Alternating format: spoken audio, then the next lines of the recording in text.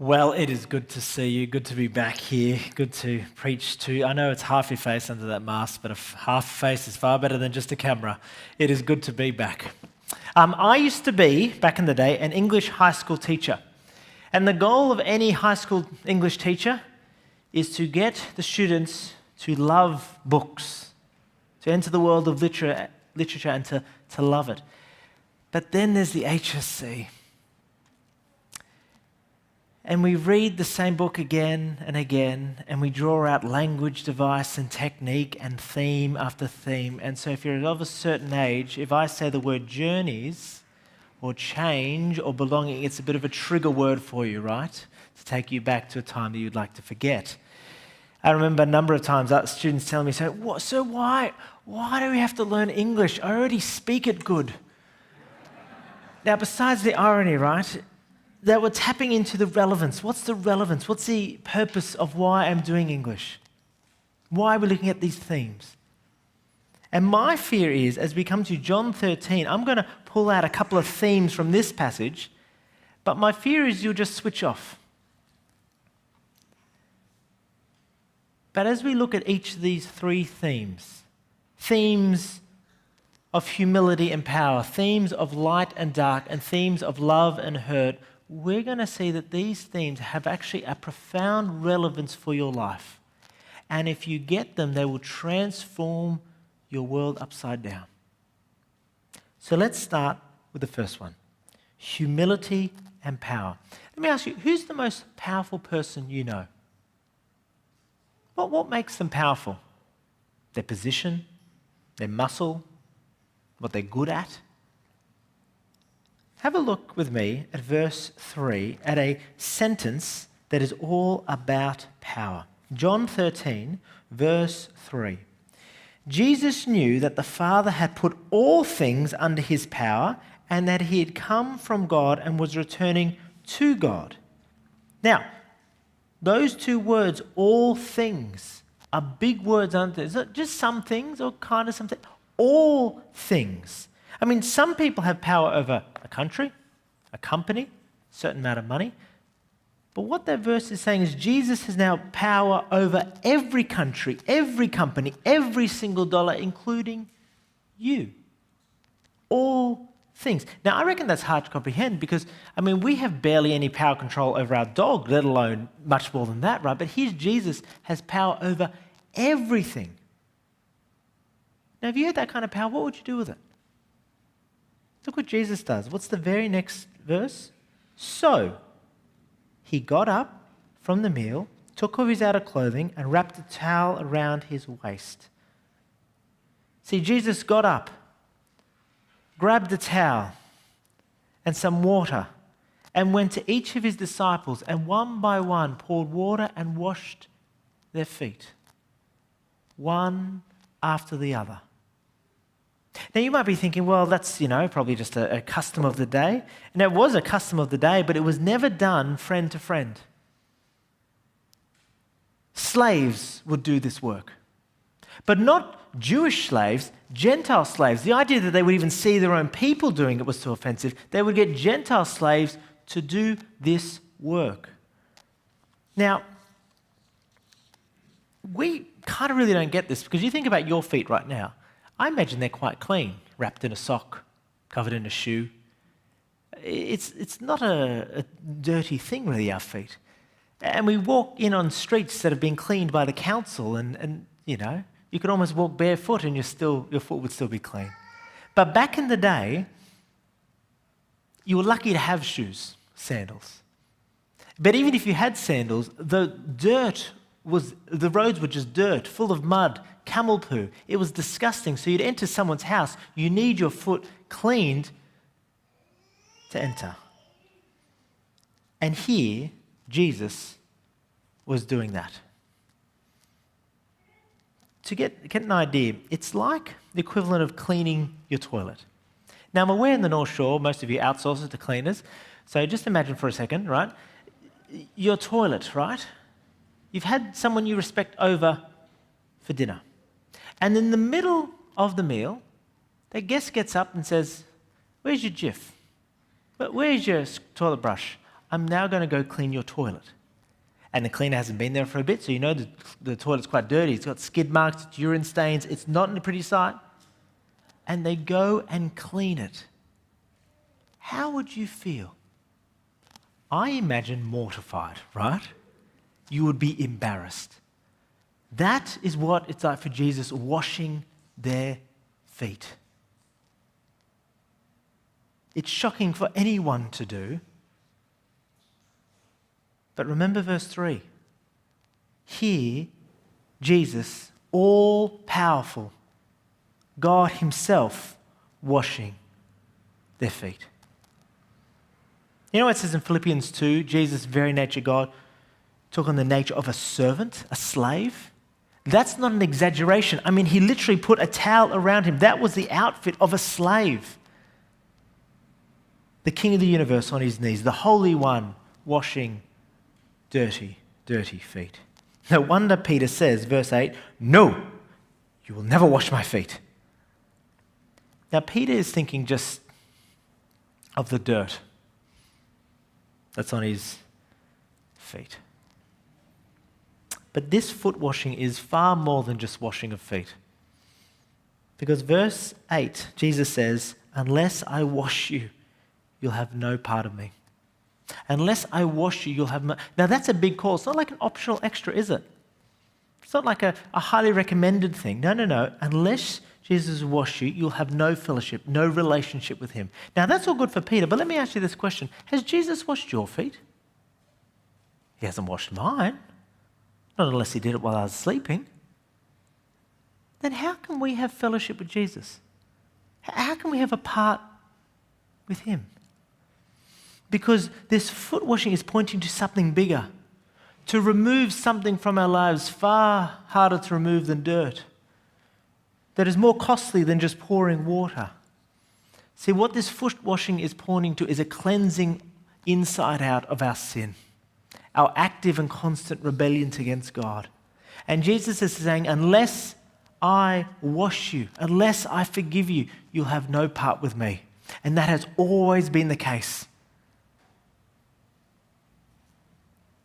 See, foot washing is asking Jesus, clean me, forgive me, inside and out.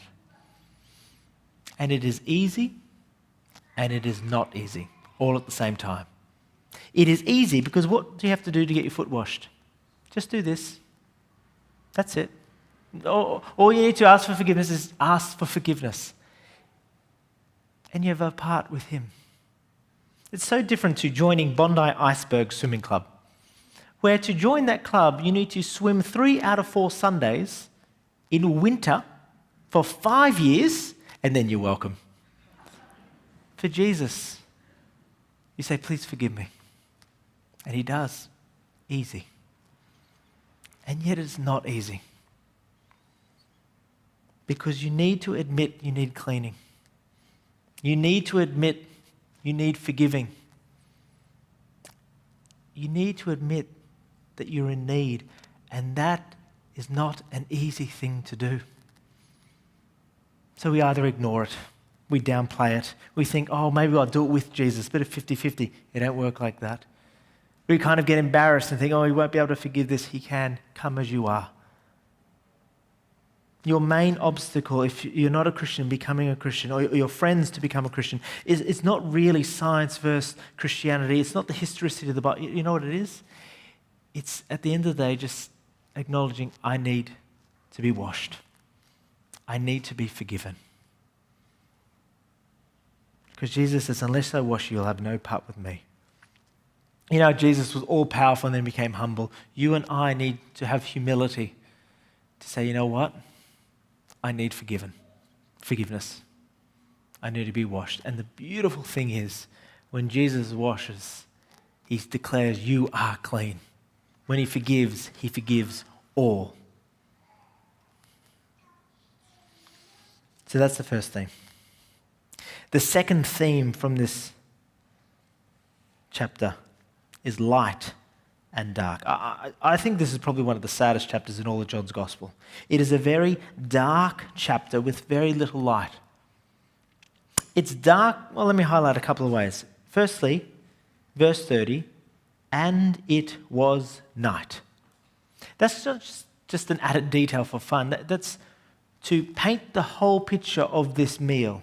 It happened under the cover of darkness, and a lot of evil things happen when the sun has gone to sleep. Under the cover of darkness, verse 21, what does Jesus say? Very truly I tell you, one of you is going to betray me. Now, being betrayed is a profoundly hurtful thing. Some of you know what it's like.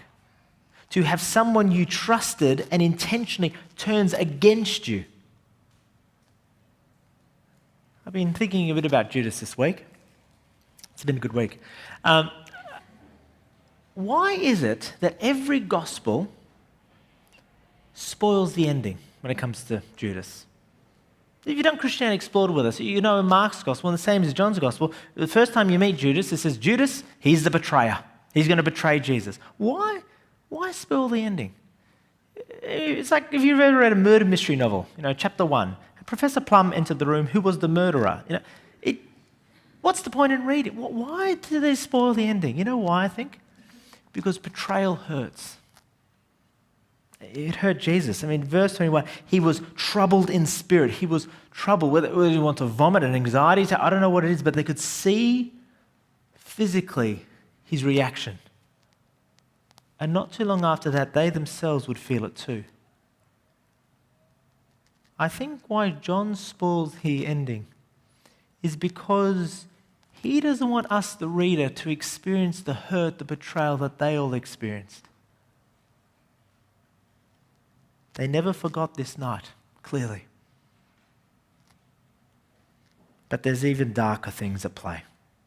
Satan was lurking. Verse 2, the evening meal was in progress, and the devil had already prompted Judas, the son of Iscariot, to betray Jesus. See, Satan had been looking for a way to destroy Jesus. He tried in the desert. It didn't work. He tried through Peter, highlighting maybe the Messiah doesn't have to die. It didn't work. But Judas, that will. Now, Judas is not a victim. He can't claim, well, the devil made me do it. He is very much responsible. And even in the last moment, Jesus is offering bread as a sign of fellowship. But what does Judas do ultimately? He walks away from the light. He walks into the darkness, into death. And verse 27, Satan entered into him. That is a scary moment. You'll see demon possession in the Bible, but Satan possession? Where the great betrayer Judas joins forces with the great deceiver Satan himself to bring down Jesus Christ. Satan finally has gotten what he wanted after years and years of trying. His plan was working, that he would kill and destroy Jesus Christ. This is a very dark, dark moment.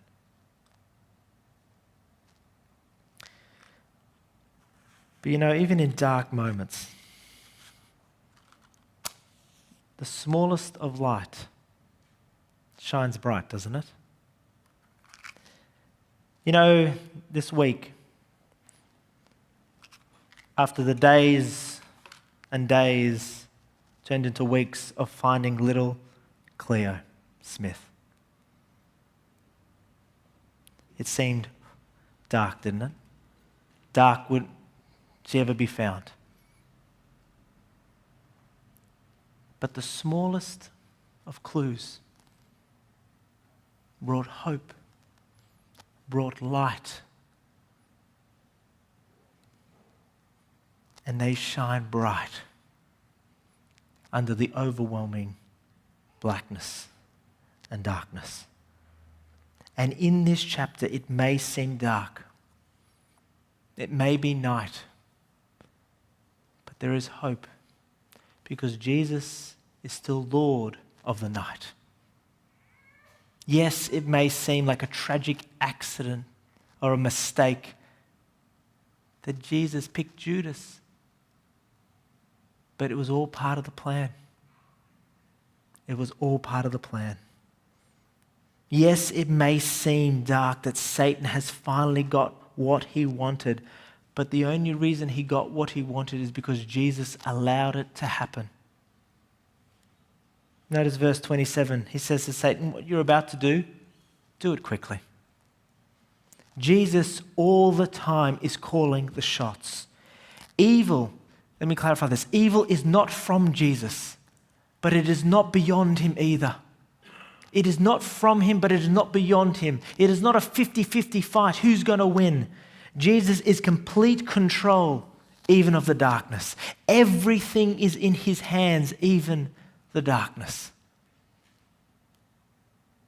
So when someone mistreats you and justice seems far away, remember everything is in Jesus' hands. When the doctor calls with bad news, remember everything is in his hands. When that person you pledged to be loved forever discards you and you question your worth, remember Jesus has everything in his hands. When you find another article that exposes horrific abuse, remember everything is in Jesus' hands.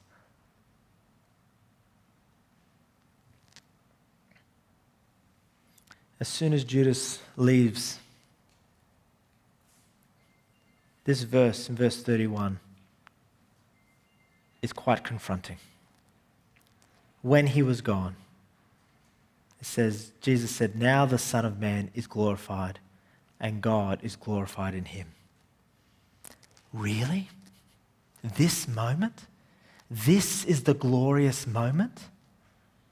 Let me tell you why.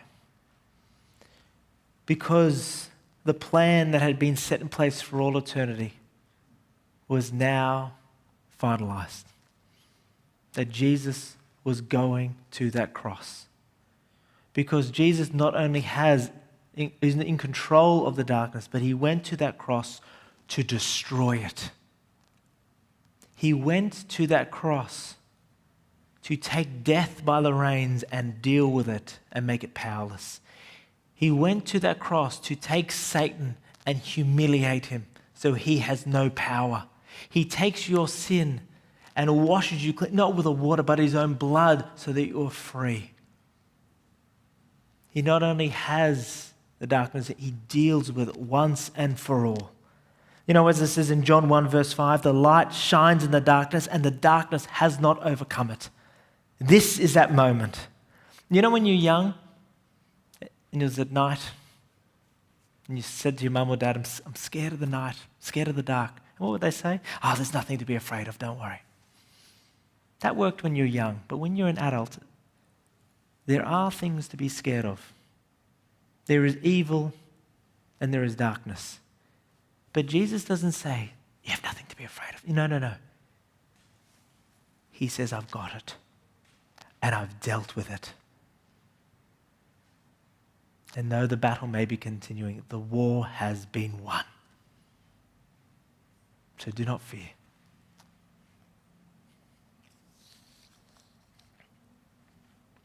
The third and final theme. Love and hurt. A couple of weeks ago I saw a poster which was a yoga poster that said, love without pain. Now, I've done yoga before. There was a lot of pain. But I can see the idea in which they were trying to communicate. Love without pain. It's so nice. It's so appealing, isn't it? To love someone without the hurt. But it doesn't work like that, does it? It hurts because we love. Otherwise, would it be love? Judas wasn't the only one who hurt Jesus that night. Peter too. Verse 38, very truly I tell you, before the rooster crows, you'll disown me not once, 3 times. I mean, Peter declares in his boldness, I'm going to be there, I will lay my life down for you, Jesus. And then moments later, Jesus, never heard of the guy. Don't know him. And that's why I think, I have been loving verse 1 of this chapter. It has ministered to me this week, and I hope it ministers to you. Have a look, verse 1. Jesus knew that the hour had come from him to leave this world and go to the Father. Here it is, having loved his own who were in the world, he loved them to the end. It's easy to love people in the beginning, isn't it? A new friend, things are going well. New romantic relationship that's going well. New baby, oh, so cute. But when they hurt you, when they cry all through the night, when the honeymoon is over, Jesus loves his disciples to the very end. Even when they hurt him, even when he needed them most. I mean, how do you react when someone betrays you, right? If you're honest, it ain't pretty, right? But Jesus' love for his disciples and love for you is constant, and it never wavers. Even when we make big promises like Peter did, I'm going to follow you, Jesus, and he doesn't. His love remains. When we sing songs in church, I give my whole life to honor this, and the next moment we are cruel to our spouse, watching something on the internet we shouldn't, or have these evil thoughts, or whatever. But even in those moments, Jesus' love for us remains to the very end. And that is a comfort. His love for you doesn't just go 90% of the way, it goes all the way. He doesn't walk out on you when he finds out you've done something right. His love for you is to the very end. He's unlike a spouse which death do us part. He goes through death and continues to love you. Do you know this love? Because the more I'm a Christian, the more I'm bamboozled by the fact that Jesus not only loves me, but he continues to love me, and he continues to love you. Even though nails and shame and pain was flung, his love for you did not waver.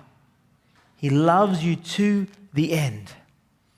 And a love like this, friends, redefines love, doesn't it? That's why verse 34 says, "A new command I give you, love one another as I have loved you." New, why? Not because love's new, but the motivation is. In the Old Testament, it was love your neighbor, what? As yourself. But what if you don't love yourself? This is a human love. But Jesus comes along and ups the ante of divine love. Love others the way I have loved you. Love with pain. Because the pain we cause Jesus, and yet he loves you to the very end. I don't know who at the end will be there for you, who will love you to the very end. You hope there's a certain amount of people, but you could do something very stupid. You don't know ultimately, but you do know Jesus will love you to the very end. So in the end, friends, that love that we have received, what does it say? Love others like that. So it means that adult child in your life who makes decisions that pains you, that brings hurt in your life, keep on loving them.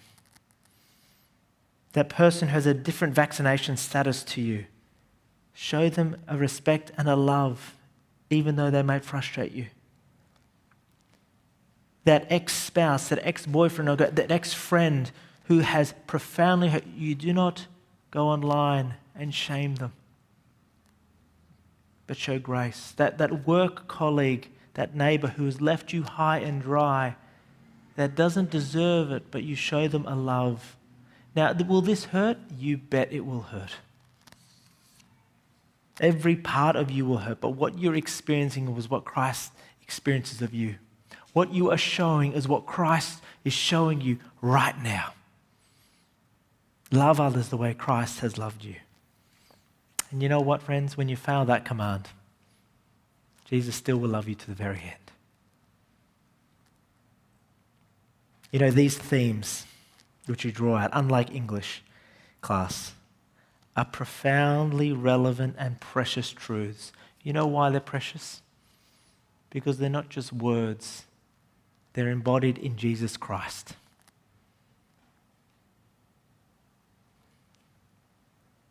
Jesus, who was powerful beyond measure, became humble and asked you to be humble, so wash your feet. That though the darkness is dark, Jesus is still Lord of the night. That you do not have to fear, because he has won. And that though we have hurt Jesus in profound ways, he will still love you to the very end. And then some. So love others. In the darkness and sadness of chapters, we see his glory, do we not? Brothers and sisters, we are going to share